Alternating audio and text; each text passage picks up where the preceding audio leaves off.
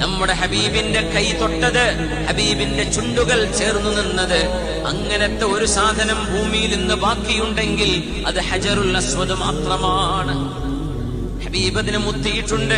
ഉമർ തങ്ങൾ പറഞ്ഞു, ഹജറുൽ അസ്വദേ, ഹബീബായ എന്റെ റസൂൽ നിന്നെ മുത്തിയത് ഞാൻ എന്റെ കണ്ണുകൊണ്ട് കണ്ടതാണ്, അതുകൊണ്ട് ഞാൻ നിന്നെ മുത്തുകയാണ്, അല്ലെങ്കിൽ ഞാനത് ചെയ്യൂലായിരുന്നു.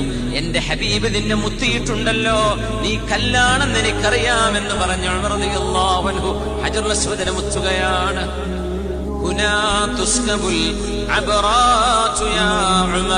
ഭൂമിയിലേക്ക് ഇറക്കപ്പെട്ടപ്പോ വെള്ളക്കല്ലായിരുന്നു അതത്രേ, വെള്ള നിറത്തിലുള്ള കല്ല്. ആ കല്ല് ആരൊക്കെ അതിനെ ചുംബിക്കുന്നുവോ, മുത്തുന്നുവോ, തൊടുന്നുവോ അവരുടെ ദോഷങ്ങളത് വലിച്ചെടുക്കുകയാണ്. ബനി ആദം, മനുഷ്യരുടെ തെറ്റുകൾ കാരണം ആ വെളുത്ത കല്ല് കറുത്തതായി